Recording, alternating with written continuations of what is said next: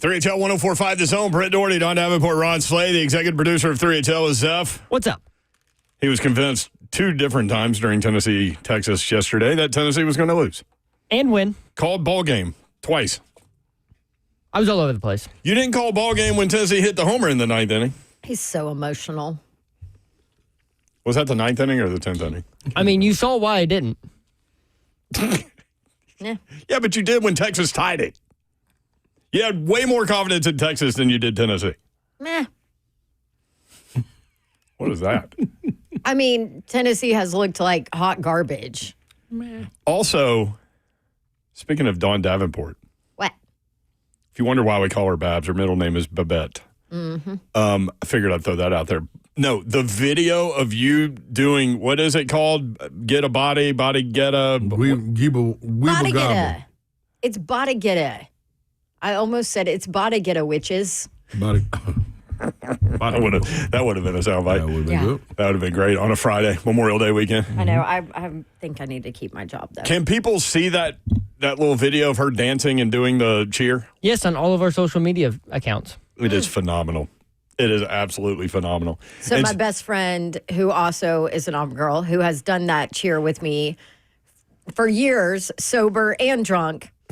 And her... Fried Babs, fried. Yes, her little 9-year-old son was like, what is wrong with her? I'm like, you tell him he has no idea about his mama from college body getting it. Body getting. You say kicking the blue butt or something at the end of that thing? Kick him in the butt, Big Blue. Hey. I remember that. The other funny Slay part knows about the it now. video is Slay and I having no idea what you were doing. Oh, my God. We had never heard of that.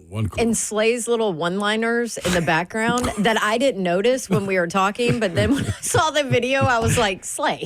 Like, Ebonics? Mike Wilson covers Tennessee baseball, basketball, and football a little bit as well. Joins us now at Mike Wilson on X, knoxnews.com. I bet Mike knows it. Have you ever heard of that Auburn cheer, Badagetta?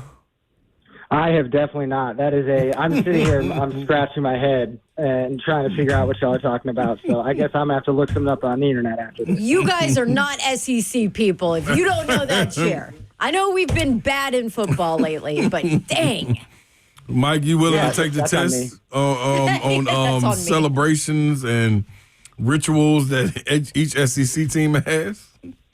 Well, so I'm a Big Ten guy. I went to Michigan State, so that was part of the, I guess, draw in some ways to come and cover the SEC was the pageantry, everything being up a little bit, little yellow hammer, little Rocky Top, little Tom Petty. There's a lot of fun stuff going on down there, but I got no idea what that is. That is definitely the coolest thing that Florida does is the Tom Petty thing. It's very cool. Might be the coolest thing in the SEC, period, honestly. That is a special cool thing.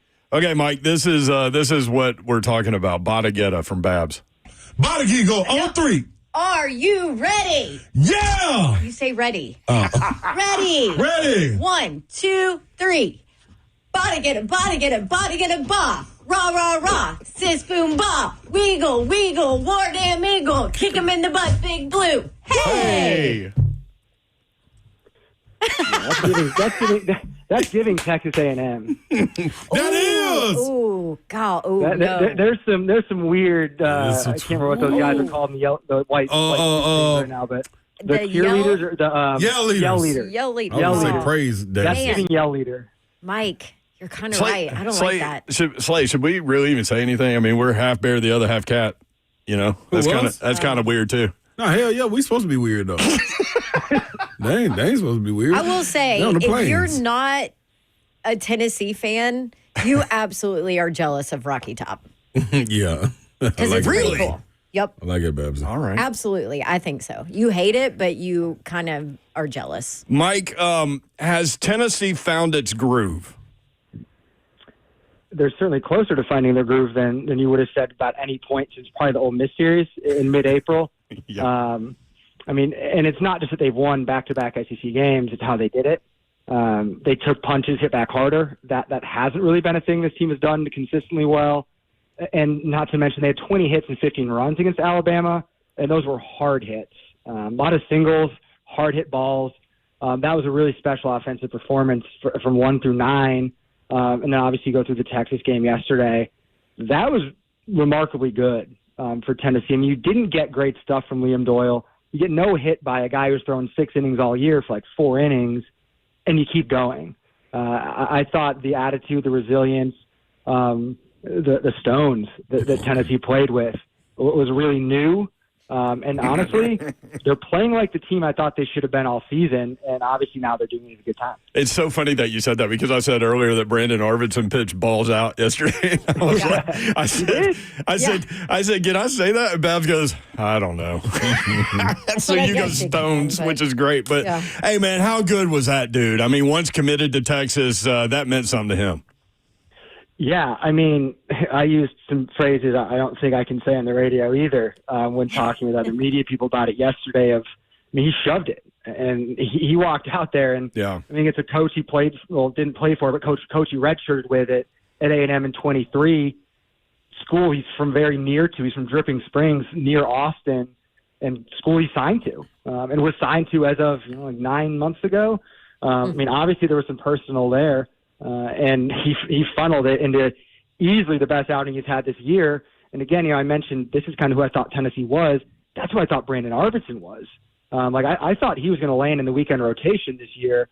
And what he did yesterday is the exact pitcher that I've been waiting to see him be, because that's who he was in the fall a lot of the time. I mean, the stuff is filthy. 6'5" lefty, 95. Breaking balls are gross, coming out from over his head. He's hard to hit, so that was an incredible performance to watch. You know, it's funny. I thought it was going to be his last out, and then they trotted him back out, and he made the error to first. But that last out, the inning before, where I felt like the hitter saw the high fastball, and he was like, I know it's a ball, but I better swing at it because I know what's coming next with 2 strikes. Yeah. I mean, he was throwing everything well. He was throwing everything for strikes, too, which he talked about after the game being a real key. Like earlier in the year, falling behind against hitters. Then you're throwing the fastball more than the breaking ball. Just working from behind there was hard, but he worked ahead in the count yesterday. He overpowered guys with his stuff. He confused them with his stuff. You talk about A.J. Russell's performance against Alabama and then Brandon Arvidsson's against Texas. That raises the ceiling of this team because that changes the profile of the bullpen that, frankly, needed a little bit of an upgrade, and those guys look like they're ready to do it. 5 1/3, 4 hits, 1 run. 9 strikeouts out of 16 outs. That's 56.2% strikeout rate. That's good, right? Yeah. I mean, Vanderbilt's bullpen's K percentage is number 2 in America at 30%. So that tells you what 56.25 is. Slade, that could have been Tennessee's problem. So yeah. Mike Wilson with us, KnoxNews.com. Mike, were you walking into this SEC tournament and thinking, man, maybe they should just rest Liam Doyle, and then in hindsight, after seeing yesterday, were you more on board with that? No, I thought the pitching plan would go pretty much as it has. Okay. Because realistically, Tennessee's playing to host. Yeah. And to host, it seemed like they needed 2 wins to feel pretty good about it. Obviously, with a win against Vanderbilt on Saturday, you probably feel really good about it. But it seemed like, the Alabama win's good for you. Alabama's one of those teams you're competing with for a host spot. Beating Texas maybe pushes you over that edge into where you feel really good. So I thought you did need to throw him. I also thought you want to at least throw him in this tournament to get him kind of on that normal pattern to some extent. So I wasn't surprised. I thought Marcus would go game 1. I thought Liam would go game 2. I assume Teagan's going to go against Vanderbilt. That's not established yet, but that's the pattern they've kind of had. So I would assume that's how it will hold given what's available going into that game tomorrow. What do you think about Liam's performance? Was it him rushing? A lot of people talking about the blister on his hand. Like, what were your thoughts you're walking away with? Yeah, I mean, Texas had a couple hard hits, but some of the runs were just manufactured. You look at the first inning, guy gets on, goes to second, tagging up in the ball to deep center. That really only happens at Hoover. And then a single scores him. So that's a run you manufactured. Second run was manufactured as well. And then maybe the hardest hit ball on him all day was that triple down the line that scored 2. Yeah. So he didn't get hit hard. He wasn't sharp. He wasn't as good as he's been. But I don't think I'm worried about it going into the postseason. I mean, he's going to have a longer period of rest here before going out and pitching in the regional. So it wasn't too worrisome. He got some work. He gave up some runs, gave up some hits, but it wasn't terrible. by Mike Wilson on X. All right, the obvious question. We were talking about this yesterday. Maybe a win against the 1 seed in Texas gets some a host opportunity in the regional. 43 wins, 18 against SEC teams. RPI is now 9. Do you think they host at this point, win or lose tomorrow? I mean, you'd think so, but I guess it really comes down to how does the committee value these wins in Hoover versus losing 6 of the final 7 regular season series. That's probably coming into play there somewhere. The series winning against Alabama maybe factors in because that's a team you're battling with to host. Mm-hmm. I think they're going to be in that hosting group now in that top 16 seeds. Again, you'd feel a lot better about it with one more win. You'd probably feel really good about it with one more win. But yeah, it comes down to what's the committee going to decide to value, the way that Tennessee closed the regular season or the way that they're playing in Hoover. And yeah, that resume as a whole, the total number of wins, the SEC wins, the RPI. But yeah, I mean, the win against Texas, that's a nice little, hey, look at us right at the end of the season to try to make that case. Tennessee Vandy in the semifinals tomorrow at noon Central Time on the SEC Network. Quick basketball question or two, real this quick. This tournament's kind of like basketball. Yeah. That rating you just talked about. For sure. Mm-hmm. Quick basketball question or two. Does Zakai Ziegler have a chance with that lawsuit? It's an interesting rain on the parade, Mike. Why don't you? It's an interesting argument to make. I will say that up front. I see the logic behind it. I think if Zakai Ziegler is going to argue for a 5th year, that's the argument that probably makes the most sense. I mean, the COVID year, he's the first year in the NIL space not get a 5th year. His most valuable year is the 5th year. Like I get it. And realistically, what this lawsuit is asking is the NCAA to preemptively give him 5 and 5, which is what they're going to do anyway. Just probably after to happen. Yeah. So he's essentially asking to get that ahead of time. Yeah. So it's an interesting argument.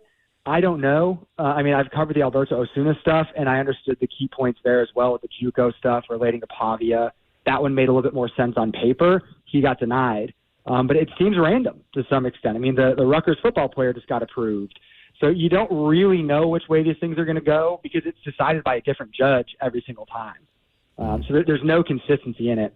So if Zakai gets a favorable situation, maybe it works out for him. But it certainly is an interesting argument to make given that it's essentially attacking the redshirt rule, which has been around for so long. You know, we were talking with Rick Barnes a couple of weeks ago at the Big Orange Caravan event over at Geodis Park here in Nashville, and I came away.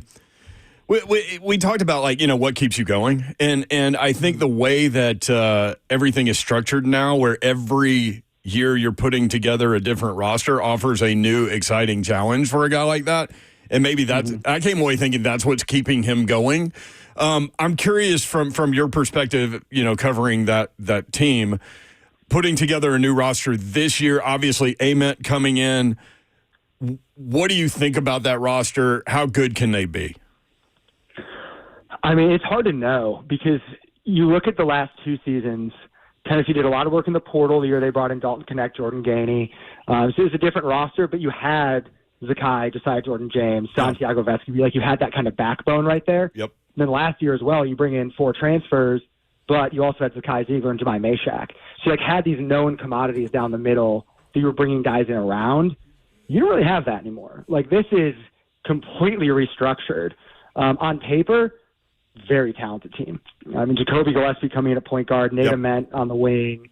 You upgraded the front court with Jalen Carey. You went out and got a couple of 2 guards. You bring back your whole front court. On paper, very interesting roster. Built to compete with the way that Florida and Auburn had rosters built last year. And I think that was the mission. I think the mission was to build a roster so big, physical, and versatile that you can match up with teams that you struggled to match up with last year, even though, they beat them, but the matchup wasn't ideal because of Tennessee's lack of depth in the front court. So it's an interesting roster. It's hard to know how all those things are going to fit together this far out just because it is so many moving pieces without those pieces that are returning that you know so much about like you have the past couple of years. There he is. He's Mike Wilson, KnoxNews.com. Good job, Mike. Yeah. Good stuff, man. We'll try, and I'm going to try to learn more of these weird chants that Dawn is talking about. Well, there's lots of weird things. On the internet machine later. Yeah, there are lots of weird things that come out of her mouth. Bada giggle. That is not it, Slay. I don't know how to spell that. Wiggle bobble. Body getter. Body getter. I got you, Mike. Yeah. I believe you. This is real. Write it down. Body getter. Thank you, Mike. Good job, man. Have a great weekend, guys. brother. Appreciate it. How do you spell it? Boda, B-O-D-A, getter, G-E-T-T-A? Didn't you say all that when you were calling the shortstop miscue yesterday? Body getter? You were calling something. Wiggle wobble, No. body, weevil.